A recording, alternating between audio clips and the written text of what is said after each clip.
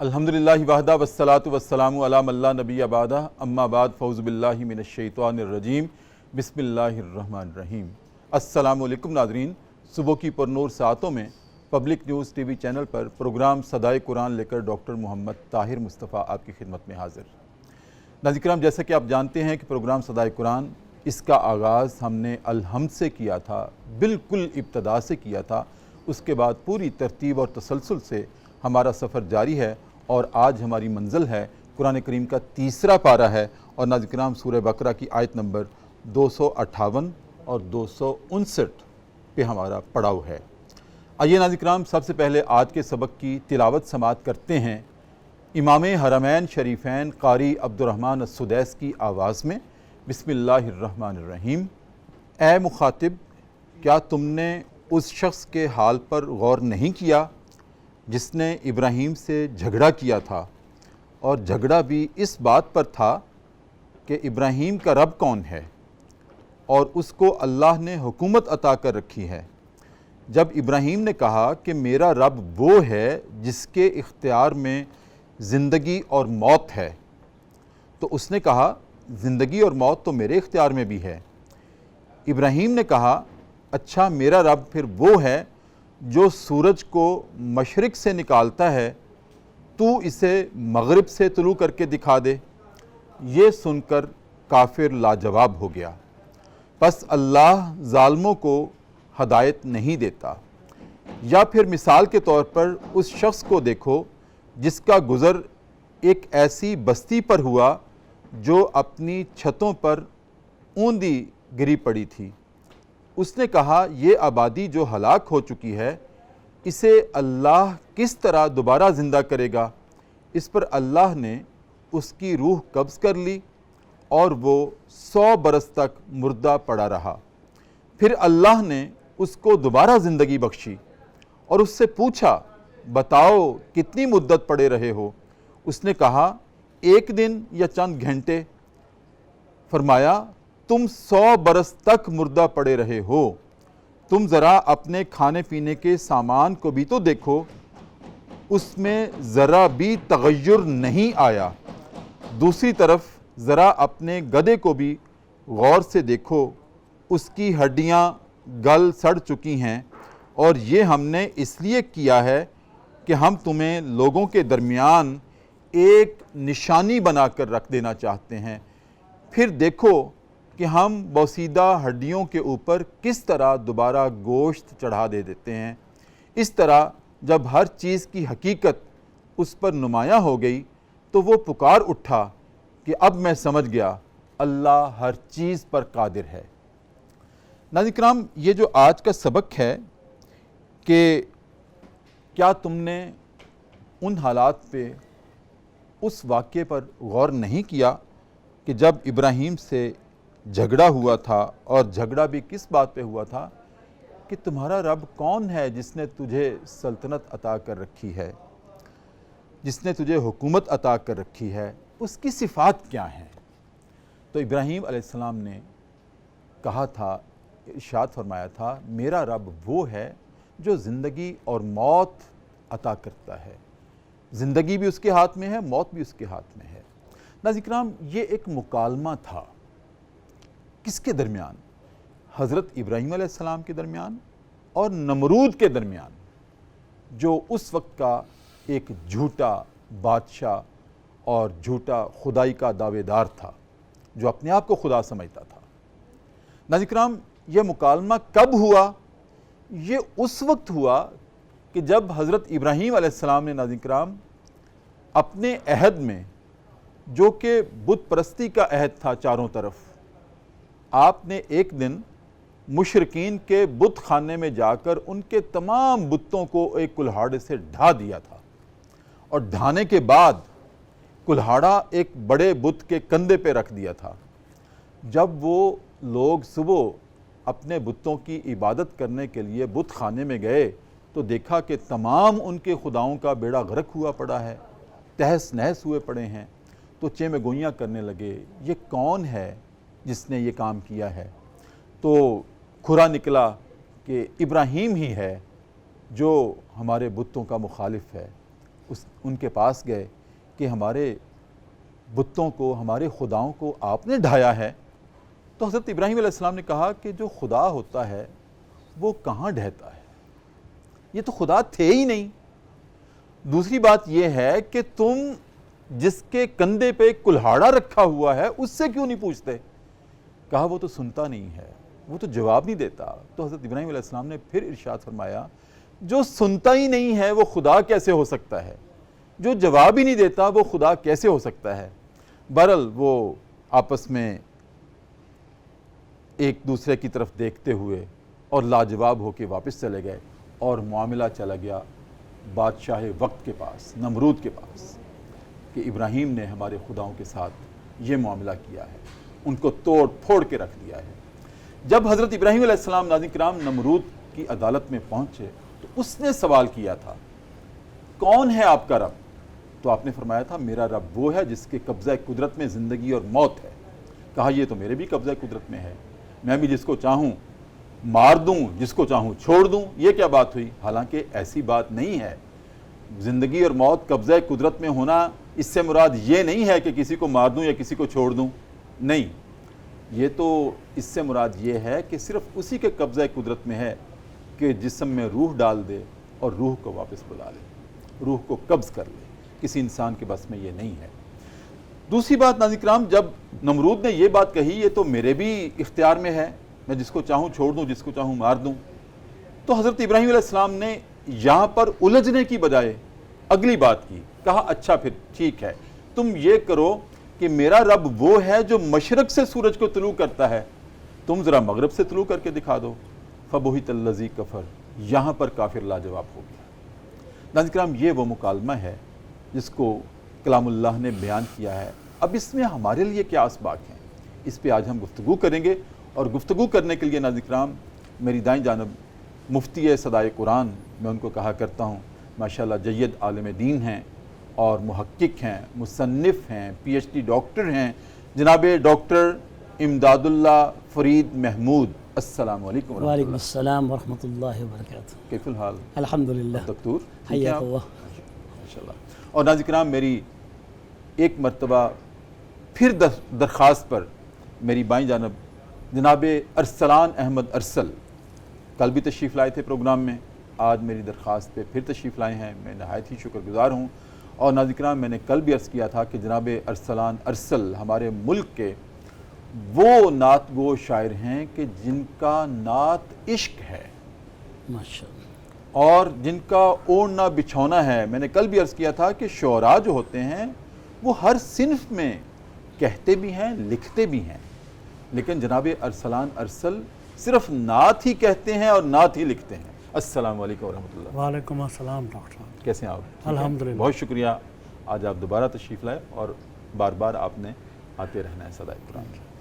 جناب ڈاکٹر امداد محمود فرید، آج کا سبق، اس کا مقدمہ میں نے آپ کے سامنے رکھا کہ کیا آپ نے ایسے شخص کو دیکھا جس نے اپنے رب کے بارے میں جھگڑا کیا تھا اور ابراہیم علیہ السلام سے مکالمہ کیا تھا؟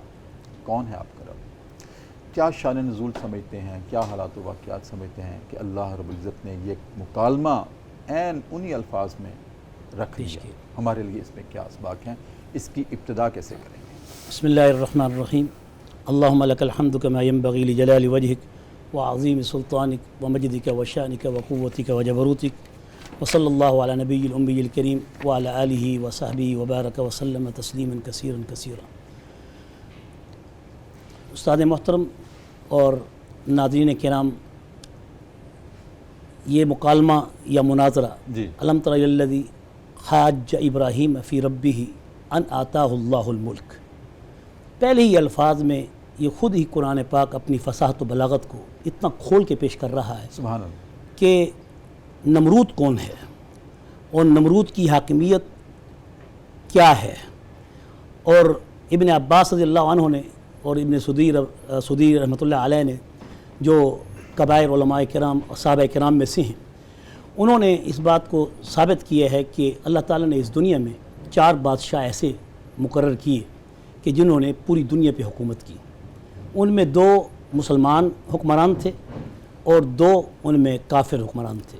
جن میں جو 2 مسلمان تھے ان میں سیدنا سلیمان علیہ السلام حضرت داؤد علیہ السلام کے وارث بن کے انہوں نے دنیا میں حکومت کی پوری دنیا پہ، اور اسی طرح حضرت ذوالقرنین علیہ السلام انہوں نے بھی پوری دنیا پر حکومت کی، مشرق و مغرب کا سفر کیا۔ انشاءاللہ یہ صدائے قرآن سے انشاءاللہ یہ آگے آنے والے اسباق میں اس کی بڑی خوبصورت آپ تشریح پیش کریں گے۔ جیسے کہ آج بھی آپ نے نمرود کے بارے میں جو ایک خاص نقطہ یہ دیا ہے کہ اس کے اوپر اللہ تعالیٰ کی طرف سے یہ مکالمہ و مناظرہ کس صورت میں پیش ہوا۔ سب سے پہلی بات یہ تھی کہ بادشاہت اور حکومت جب کسی کو ملتی ہے تو بادشاہت اور حکومت یہ اللہ تعالیٰ کا کوڑا ہے، اور جب وہ اس کوڑے کو اپنے ہاتھ میں لے کر جب اس کے اندر وہ تھوڑی سی بھی تکبر کی جب حیثیت پیدا ہو جاتی ہے تو گویا کہ وہ اللہ تعالیٰ کے اسی کے اوپر برستا ہے، اس کے اوپر برستا ہے۔ وہ سب آپ کی اجازت ہوتی کہ وقفہ لے لیں جی، اور اس کے بعد یہیں سے بالکل سلسلہ کلام شروع کر لیں گے۔ ناظرین کرام، پروگرام صدائے قرآن وقفہ ہے، اور وقفے میں ہم چلتے ہیں دربار رسالت میں اور اپنے نبی کریم صلی اللہ علیہ وسلم کی ذات اقدس پر ایک مرتبہ درود کریم کا نذرانہ پیش کرتے ہیں اور واپس آتے ہیں۔ وقفے کے بعد ناظرین کرام دوبارہ آپ کی خدمت میں حاضر ہیں۔ صبح کی پرنور ساعتیں ہیں، سہانی گھڑیاں ہیں، public news T V channel ہے، ہمارا پروگرام ہے صدائے قرآن، اور آج ہمارا سبق ہے سورہ بقرہ کی آیت نمبر 258 اور 259۔ جی ڈاکٹر صاحب، آپ ارشاد فرما رہے تھے۔ تو الم تر الذی حاج ابراہیم فی ربہ ان آتاہ اللہ الملک، تو اس بادشاہ نمرود نے جس کا نسب بھی ہمیں کچھ نہ کچھ روایات سے معلوم ہوتا ہے، اسرائیلی روایات زیادہ تر اس میں انوالو ہیں، لیکن نبی کریم صلی اللہ علیہ وسلم کی ان تشریحات قرآن میں اگر کوئی ایسی اسرائیلی روایت جو کہ قرآن و سنت سے کنڈیم نہ ہو، اس کی مخالفت میں نہ ہو، تو اس کے جواز کی اجازت ہے، بیان کرنے کی اجازت ہے۔ لیکن اگر وہ قرآن و سنت سے کہ آپ نے اسرائیلی روایت کی بات کی ہے تو ہمارے ناظرین کو ذرا آسان کر کے بتا دیں کہ اسرائیلی روایت جیسے آپ نے کہا تورات اور انجیل سے مراد کیا ہے؟ ہاں، یعنی اسرائیلی روایات سے مراد یہ ہے کہ تورات اور انجیل اور زبور کی وہ روایات جیسے کعب احبار رضی اللہ عنہ سے بہت سی روایات موجود ہیں۔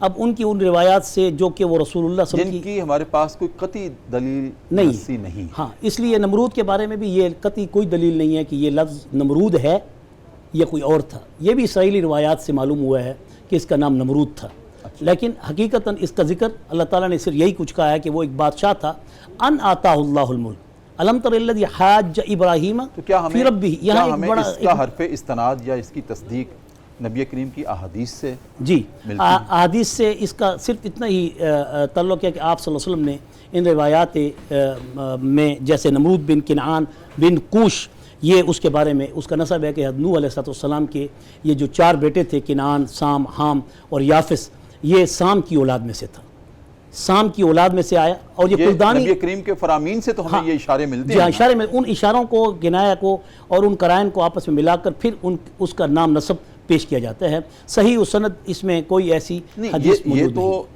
صحیح سند ہے نا، اس میں یہ مکالمہ جو ہوا تھا یہ حضرت ابراہیم علیہ السلام کے درمیان اور نمرود کے درمیان ہوا جی، یہ تو طے ہے۔ ہاں، یہ تو طے ہے، اس میں تو احادیث کی روشنی میں یہ بتایا ٹھیک ہے۔ باقی آگے علمی موشگافیاں جو اس کے علماء کے لیے ہیں، جو اس کے اندر روایات ہیں، مختلف جو اقوال ہیں کہ سیدنا ابراہیم علیہ السلام کے ساتھ جو اس سے سبق لینا ہے وہ یہ ہے کہ نمرود اور ابراہیم علیہ السلام کے درمیان یہ مکالمہ ہوا جی، اور اس نے دلیل مانگی، اور حضرت ابراہیم علیہ السلام نے اپنے رب کی صفات میں سے ایسے دلائل پیش کیے کہ بالآخر وہ جو اپنے آپ کو خدا سمجھتا تھا وہ لاجواب ہو گئے۔ اب اس کے اس خدا ہونے میں یہ بڑا ایک اہم نقطہ ہے کہ اس نے آخر یہ دعویٰ رب کا کیوں کیا؟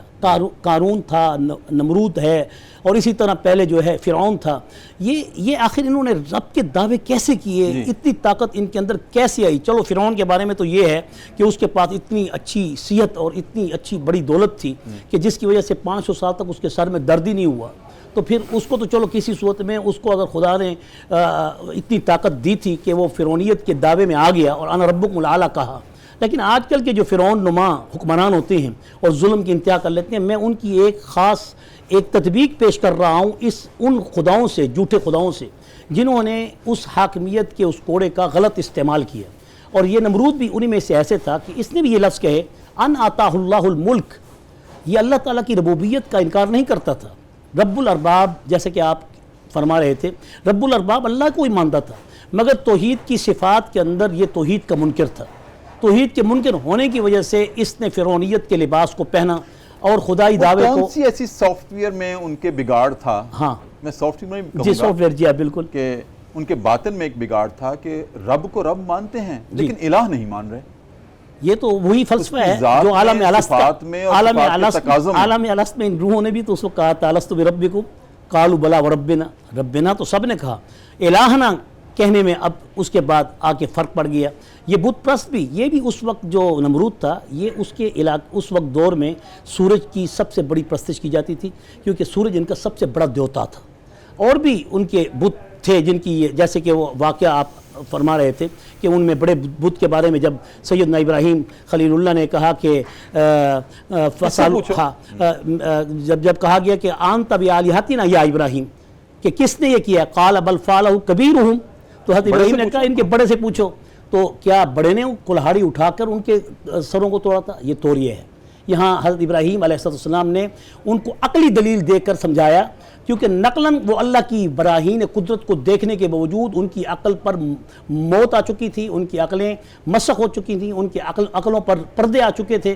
تو اس لیے اللہ تعالیٰ نے حضرت ابراہیم علیہ السلام کے اس عمل کو جو کہ انہوں نے قرآن کے اندر اللہ تعالیٰ نے پیش کیا ہے کہ بل فعلہ کبیرہم، حالانکہ اس بڑے بت نے کوئی کلہاڑا اٹھا کے تو نہیں ان کے سر توڑے تھے، وہ تو حضرت سمبولیکلی علامتی طور پر دلیل قائم کی. اور یہ ایک توریہ ہے جس میں ایک عقلی طور پر کسی کو سمجھانے کی خاطر کہ وہ اس کو عقل میں آ جائے بات.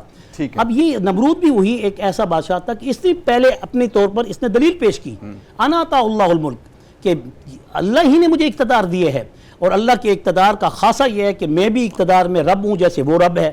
یعنی اللہ کی توحید کے اندر اس نے شرک کیا، توحید کا انکار کیا، صفات باری عز و جل کا انکار کیا، ذات باری عز و جل کے ایک ہونے کا انکار کیا، اور اس میں تصرفات کا انکار کیا. اور بنیاد کیا تھی؟ طاقت تھی اور قوت تھی جو اللہ رب العزت نے عطا کی تھی، اور اس کا استعمال غلط. مفتی صاحب میں پھر بھول نہ جاؤں، جی میرے ایک نقطہ پھنس گیا ہے آپ کی گفتگو سے، میں چاہتا ہوں کہ اس کو بھی لازمی طور پہ حل کر لوں. آپ نے اپنی گفتگو میں ارشاد فرمایا کہ یہ جو حکومت اور خلافت اللہ رب العزت کی طرف سے عطا ہوتی ہے یہ کوڑا ہوتا ہے. جی پھنس گیا میرے یہ لفظ. کیا یہ عطیہ خداوندی نہیں ہوتی؟ کوڑا سے مراد یہ نہیں کہ دبدبا ڈنڈا، کوڑے سے مراد تو یہ ہے نا کہ اقتدار ہمیشہ جلال کے ساتھ ہوتا ہے. کوڑا تو بڑا نیگیٹو ہے کہ آپ اس سے کیا مراد لیں؟ جیسے طاقت، ہاں اس سے قوت و طاقت، دبدبا اقتدار. کوڑا تو سزا ہوتی ہے جی، تو آپ قوت اور طاقت کہیں نا. سب طاقت و قوت، ہاں بالکل قوت و طاقت، کوڑا تو سزا ہوتی ہے. یعنی کوڑا ہمیشہ بادشاہ کے ہاتھ میں ہوتا ہے، اس کے اقتدار سے. کیونکہ جو طاقت، سلطنت، قوت اور طاقت، یہی تو میں کہہ رہا ہوں کہ اس اقتدار یہ تو مفتی صاحب اللہ نے اپنے انبیاء کو عطا کیا ہے. انبیاء کو عطا کیا ہے. کوڑا نہیں، کوڑا سزا کی علامت ہے. انبیاء کرام کے کوڑا سزا کی علامت ہے. یہ طاقت جو ہے یہ تو وہ استعمال اس کوڑے کا کرتا ہے نا. تو اس لیے وہ جب وہ استعمال اس کوڑے کا غلط طریقے سے کرتا ہے تو پھر اس کے اس ظلم اور جبر پر اس کے اندر تکبر پیدا ہو جاتا ہے.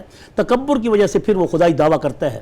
یہی وجہ تھی کہ اس شخص نے اس موقع پر جس وقت قحط سالی کا زمانہ تھا اور امت جو ہے قحط کی وجہ سے کھانے پینے سے محتاج ہو گئی تھی، تو اس کے پاس جب لوگ آتے تھے تو یہ اپنے آپ کو اس سورج کے جو بڑا خدا جھوٹا جو انہوں نے بنایا سورج کو، اس کا اپنے آپ کو مظہر کہتا تھا، اور وہ قوم بھی اس کو اس سورج دیوتا کا مظہر مانتی تھی. یہی وجہ تھی کہ وہ اس خدا کی وجہ سے اس کا بھی سجدہ کرتی تھی، اور نعوذ باللہ من ذلک اپنے آپ کو پھر خدا کہتا تھا، اور جو بھی اس کے دربار میں آتا تھا تو اس وقت آ کے وہ پہلے سجدہ کرتا تھا، پھر اس کو کچھ عطا کی جاتی تھی.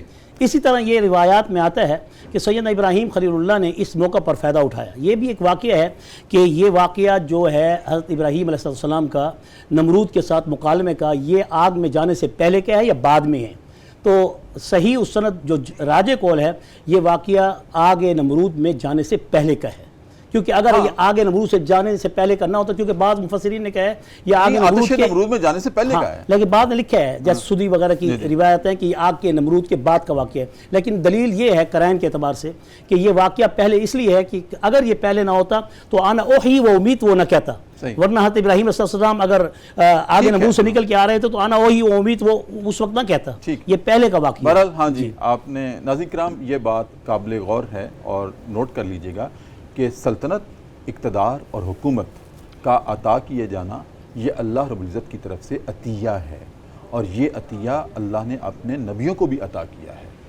مفتی صاحب نے جو کوڑے کا لفظ بولا ہے وہ قوت اور طاقت کے قوت اور معنی میں طاقت کے بولا طرف ہے، سے، اور ویسے یہ عطیہ ہے اللہ رب العزت کی طرف سے، اور یہ اس کی عطا ہے جس کو عطا کر دے۔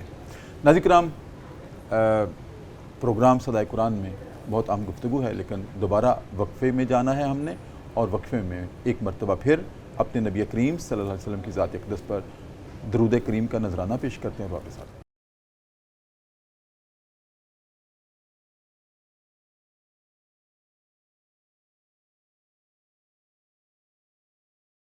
وقفے کے بعد ناظرین کرام دوبارہ آپ کی خدمت میں حاضر ہیں۔ صبح کی پرنور سے آتے ہیں، public news T V channel ہے، اور ہمارا پروگرام ہے صدائے قرآن، اور آج ہمارا سبق ہے ناظرین کرام تیسرا پارہ ہے کلام اللہ کا، اور سورہ بقرہ کی آیت نمبر 258 اور 259، جس میں اللہ رب العزت نے ایک مکالمہ بیان کیا ہے جو حضرت ابراہیم علیہ السلام اور نمرود کے درمیان ہوا تھا، اور اس کے بعد کیا نتیجہ نکلا، ہمارے لیے اس میں صدا کیا تھی، اس پہ گفتگو کر رہے ہیں جناب ڈاکٹر مفتی امداد اللہ فرید محمود۔ اور ناظرین کرام، لیکن گفتگو سے پہلے ہم کلام سنتے ہیں اپنے مہمان شاعر سے، جناب ارسلان احمد ارسل سے، جن کا عشق نعت ہے اور نبی کریم صلی اللہ علیہ وسلم کی مدحت ہے۔ عطا ہو۔ سب سے پہلے ڈاکٹر صاحب ایک دفعہ پھر آپ کا اور پبلک نیوز کا شکریہ، بہت شکریہ، پلیز۔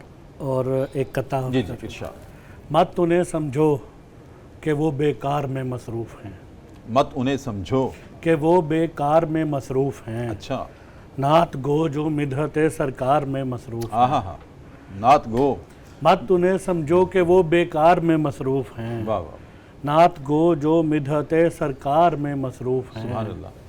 ایک طرف جبریل بھی اس واسطے ہے دم بخود، ایک طرف ایک طرف جبریل بھی اس واسطے ہے دم بخود، ساقی کوثر ابھی گفتار میں مصروف ہے، ہاں ہاں ہاں، واہ واہ واہ، ساقی کوثر ابھی، ایک طرف جبریل بھی اس واسطے ہے دم بخود، ساقی کوثر ابھی گفتار میں مصروف ہیں۔ اور ایک نعت کے چاند اشعار کے آج پھر شہر نبی کی اتنی یاد آئی کہ بس، آج پھر شہر نبی کی اتنی یاد آئی کہ بس، حاضری کے شوق نے لی ایسی انگڑائی کہ بس، واہ واہ واہ، کیا ماشاءاللہ آپ نے کافیہ اور ردیف، سبحان اللہ۔ جب بھی مشکل میں پکارا المدد یا مصطفیٰ، جب بھی مشکل میں پکارا المدد یا مصطفیٰ، دل کو حاصل ہو گئی ایسی توانائی کہ بس، واہ، کہ بس، دشمنان دین کے لشکر ہو گئے پل میں فرار، دشمنان دین کے لشکر ہو گئے پل میں فرار، ذوالفقار حیدری اس طرح لہرائی کہ بس، سبحان اللہ، دشمنان دین کے لشکر ہو گئے پل میں فرار، جی، ذوالفقار حیدری اس طرح لہرائی کہ بس، اور لب کوئی کھولے نہ کھولے دل سے دے دے بس صدا، لب کوئی کھولے نہ کھولے دل سے دے دے بس صدا، آپ کے دربار میں ہے ایسی شنوائی کہ بس، سبحان اللہ، سبحان اللہ، جب معافی مانگنے پہنچا تیری سرکار میں، جب معافی مانگنے پہنچا تیری سرکار میں، اپنے جرموں سے مجھے ایسی حیا آئی کہ بس، دفعتاً پھر آنسوؤں کے ہو گئے چشمے رواں، دفعتاً پھر آنسوؤں کے ہو گئے چشمے رواں، خوف سے یہ روح میری ایسی تھر آئی کہ بس، سبحان اللہ، اور روتے روتے جب میں اپنی جان سے جانے لگا، روتے روتے جب میں اپنی جان سے جانے لگا، یک با یک پھر اس طرف سے یہ صدا آئی کہ بس، روتے روتے جب میں اپنی جان سے جانے لگا، سبحان اللہ، یک با یک پھر اس طرف سے یہ صدا آئی کہ بس، کہ بس، مدحت احمد کہاں اور بے ہنر ارسل کہاں، مدحت احمد کہاں اور بے ہنر ارسل کہاں، نعت خود سرکار نے اس طرح لکھوائی کہ بس، سبحان اللہ، سبحان اللہ۔ اور اس کے بعد میں سمجھتا ہوں کہ بس، مفتی صاحب بالکل صحیح، بس اسے بس ہی کریں، اس کے بعد پھر آپ سے انشاءاللہ کسی اگلے پروگرام میں رہنمائی لیں، ٹھیک ہے ناظرین کرام؟ بس، اور اب وقت ہے پروگرام صدائے قرآن میں ذکر صاحب قرآن کا، اور جلدی سے میرے نوجوان قلمکار جو کاغذ اور قلم لیے بیٹھے ہیں، میں ان کو چاہتا ہوں کہ ذکر صاحب قرآن میں صرف سماعتیں کام نہ آئیں، بلکہ فکر اور ہاتھ اور قلم بھی کام آئے۔ تو میں کچھ ایسے اشارے دینے چاہتا ہوں اور پچھلے 2 پروگراموں سے دے رہا ہوں، تاکہ ان اشاروں سے آپ نبی کریم صلی اللہ علیہ وسلم کی سیرت کو اپنے ہاتھ سے لکھ کر سیرت نگاروں میں شامل ہو جائیں اور یہ سعادت آپ حاصل کر لیں۔ ناظرین کرام سنیے گا، اشارے ہیں: کپ کپاہٹ، خوف، پھر آپ گھر آمد، زملونی زملونی، اور اس کے بعد حضرت خدیجہ طاہرہ رضی اللہ تعالی عنہا، سوال، پھر جواب، تسلی، کمزوروں کا بوجھ، غریبوں کی مدد، رشتہ داروں کے حقوق، مہمان نوازی، ورقہ بن نوفل، ناموس، مبارک ہو۔ ناظرین کرام ذرا جوڑیے ان الفاظ کو، کیا بنتا ہے؟ یہ وحی کے بعد نبی کریم جب گھر آئے تھے تو سیرت کا وہ پہلو ہے جب آپ پر کپ کپی طاری تھی تو ہماری ماں حضرت خدیجہ طاہرہ رضی اللہ تعالی عنہا نے آپ کو تسلی اور تشفی دی تھی کہ اے میرے سرتاج، آپ پریشان کیوں ہوتے ہیں؟ آپ تو کمزوروں کا بوجھ اٹھاتے ہیں، آپ غریبوں کی مدد کرتے ہیں، آپ تو رشتہ داروں کے حقوق پورے کرتے ہیں، اور آپ تو مہمان نواز ہیں۔ اور پھر آپ کو اپنے ایک کزن کے پاس، جن کا نام ورقہ بن نوفل، ناٹ ورقہ بن نوفل نہیں، ورقہ بن نوفل تھا، ان کے پاس لے کے گئیں اور بتایا کہ میرے سرتاج کے ساتھ آج یہ معاملہ پیش آیا ہے، آپ کیا کہتے ہیں؟ تو انہوں نے گواہی دی تھی، یہ وہی ناموس ہے جو انبیاء پر نازل ہوتی رہی ہے۔ مبارک ہو، آج اعلان نبوت اور رسالت ہوا ہے محمد صلی اللہ علیہ وسلم پر۔ ناظرین کرام اسی کے ساتھ ہی پروگرام صدائے قرآن ہم ختم کرتے ہیں۔ انشاءاللہ کل اگلے سبق کے ساتھ دوبارہ آپ کی خدمت میں حاضر ہوں گے۔ تب تک کے لیے اپنے میزبان ڈاکٹر محمد طاہر مصطفیٰ کو اجازت دیجیے۔ اپنا بہت خیال رکھیے۔ اللہ حافظ۔